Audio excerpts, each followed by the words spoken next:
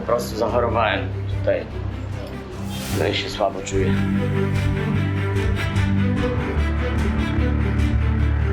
Ciężki dzień. Chcę do Zambii. Ja nie wiem, co nas tam czeka, ale chcę do Zambii.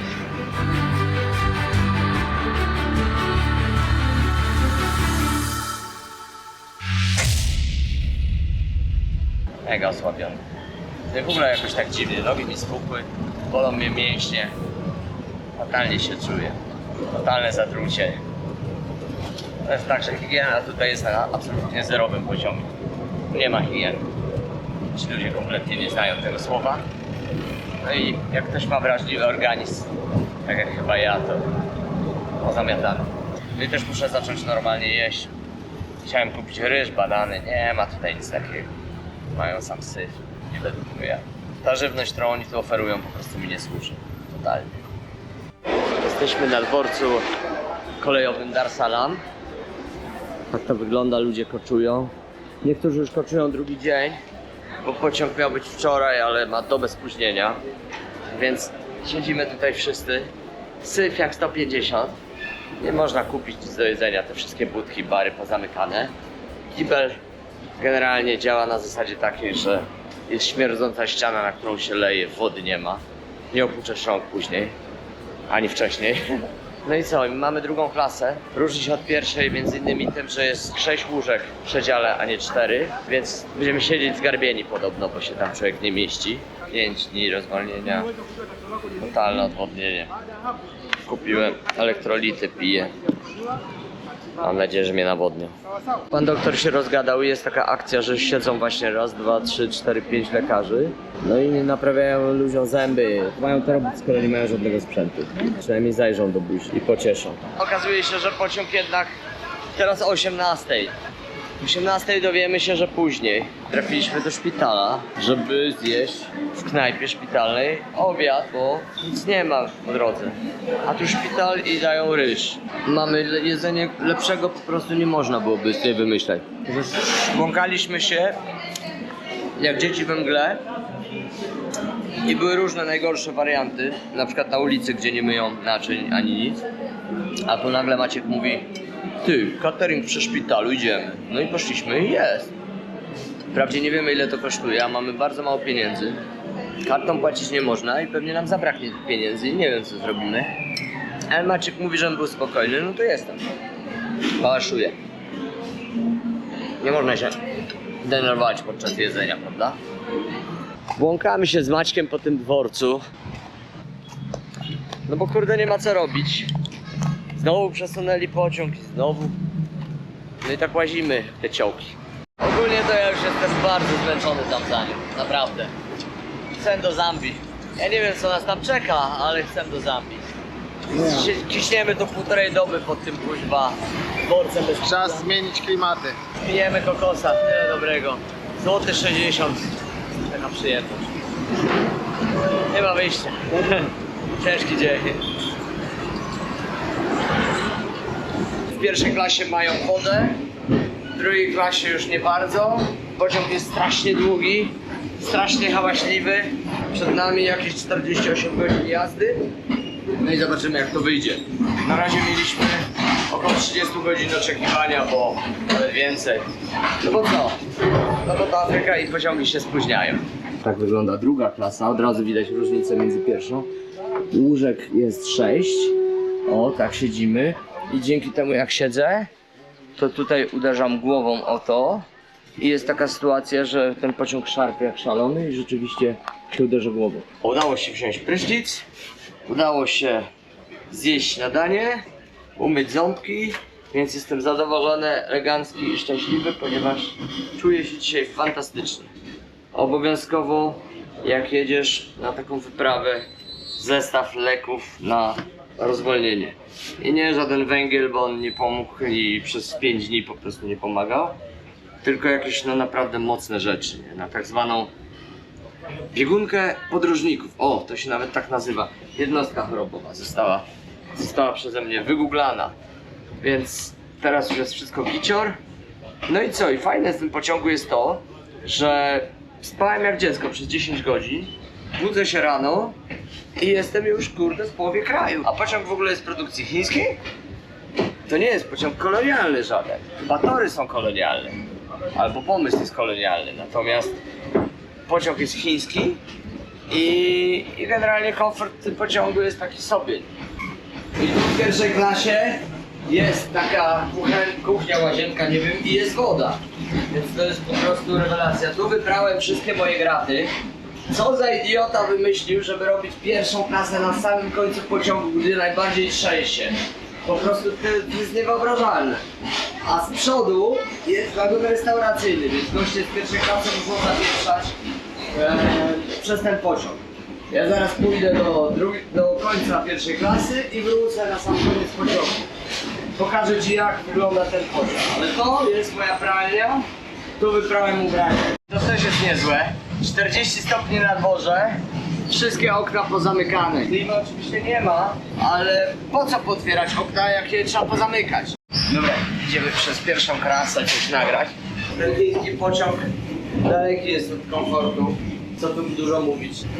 Tu jest klasa druga i już jest ciaśniej. Tu już jest po 6 siedzeń na przedział. Jeszcze czym się różni druga klasa od pierwszej? W drugiej klasie wchodzisz do łazienki, wody brak. Nie ma.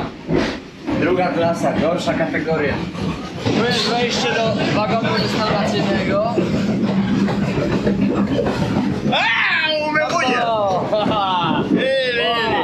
Tu jest wagon restauracyjny. O, tu gotują. Jumbo. To, tu jest kuchnia. Tak się myje garki kuchni w wagonie restauracyjnym. Więc słabo. A tu jest restauracja. Jumbo. Okej. No problem, brother. Pan mi okrzyczał, że jestem bez koszulki, muszę wrócić, założyć koszulkę. Kultura musi być. Zobacz, jaki gość ma telefonik malutki. No, takiego malutkiego jeszcze nie widziałem telefonu. Ja mam małą dłoń. No tu siedzimy z chłopakami w tym przedziale. Ciasno, duszno i gorąco. Łóżka są po 3, jedno jest na dole, jedno jest po środku, na którym ja leżę, jedno jest na górze. I to jest druga klasa. To jest druga klasa. Jeśli chodzi o prysznic, to jest mega wyzwanie. To jest jakaś masakra, bo tam prysznic normalny jest taki, że są jakby 2 ciurki i w ogóle wody to tak jakby nie wiem z czego. Jak kiedyś takie jajka były na ten, do psikania się nimi na śmigus dyngus, to jakbyś miał takie 2 nad głową. No i takie Nic to nie daje. no słabo, generalnie próbujesz się też człowieku nie zabić biorąc ten prysznic, żeby nie wpaść do dziury, która generalnie Cię pochłonie. No, pochłonie cię, możesz wypaść dołem. Jest sztuka, żeby nie wybić sobie zębów i ogólnie jest po prostu ten pociąg jakoś tak przystosowany do jakichś innych ludzi. Tam tylko i tak, cyk, miła i mogiła. Ochrzanili mnie, że chodzę bez koszulki, to założyłem koszulkę. Idę penetrować pociąg w koszulce mokrej, no bo jest gorąco. Zaczynamy kolejny dzień, to już będzie 3. doba. 2 noce za nami. No jesteśmy, myślę, w połowie drogi. Żadne tam 48 godzin, bzdura. Natomiast jedziemy sobie spokojnie. Teraz już się w ogóle przeluźniło. Bardzo dużo ludzi wysiadło. Myślę, że przez granicę pociąg będzie przejeżdżał prawie pusty, a już za granicą znowu zaczną się dosiadać. Dokładnie tak jak było na granicy między Kenią a Tanzanią. No warunki w tym pociągu są jakie są. Zamknęli kible z 3 godziny temu. Nie otwierają, bo nie chce im się. Więc jest wesoło. No ale jest okej. Wszystko jest do wytrzymania. Zdrówko wróciło, więc jestem pełen energii, pełen sił. Zaraz spróbuję się wykąpać, jak kible otworzą. Później trochę poćwiczę, zjem coś i można zaczynać kolejny dzień. Więc fajnie. Przed nami jeszcze 5 krajów.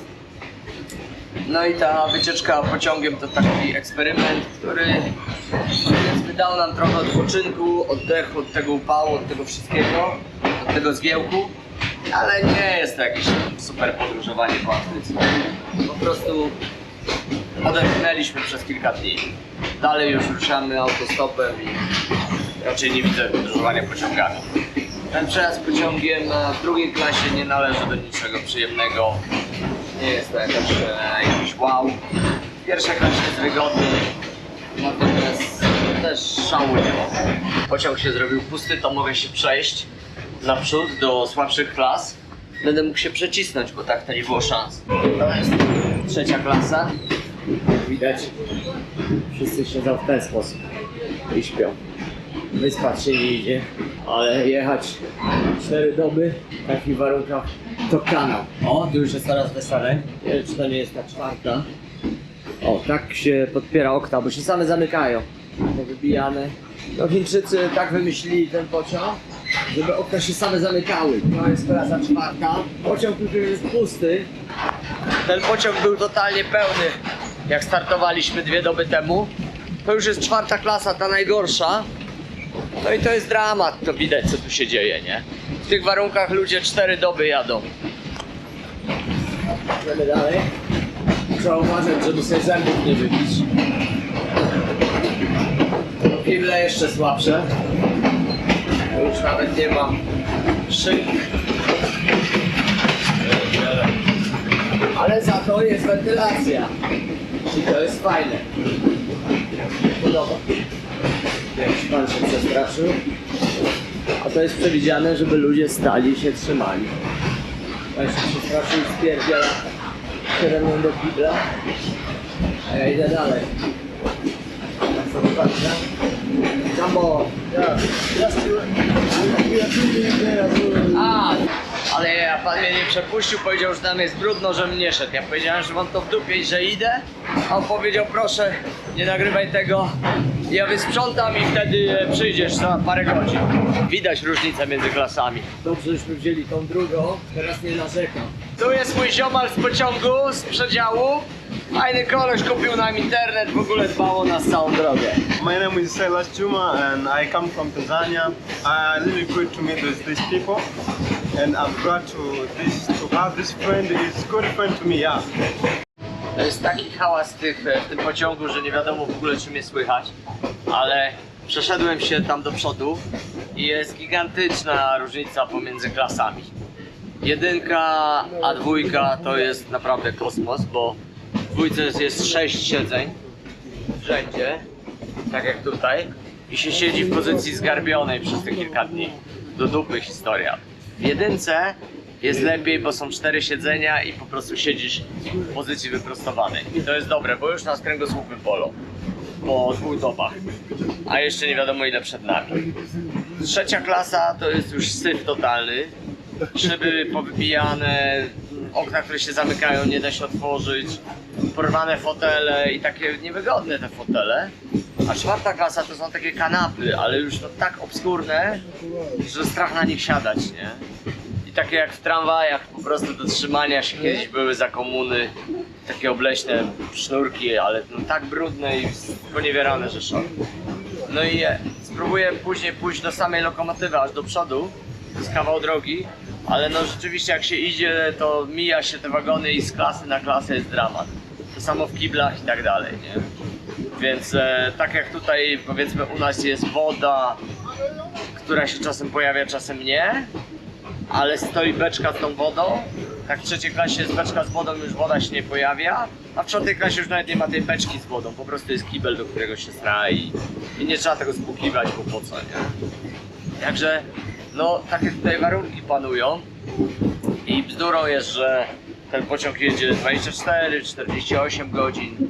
My już jedziemy prawie 2 doby, 2 noce za nami, a jeszcze do granicy w ogóle nie dojechaliśmy, a nie wiadomo jak długo granica nas zatrzyma, jakie tam będą biurokratyczne formalności i tak dalej. Więc przed nami naprawdę jeszcze kawał drogi. Ale krajobrazy piękne, wszystko ładnie wygląda, humory dopisują, jest fajnie, nie? Pełnia energii, gramy dalej. Tutaj panie z obsługi pociągu i wagonu normalnie chyba jakąś kontrabandę robią czy coś, bo załadowały, nie wiem, z 300 kg bananów.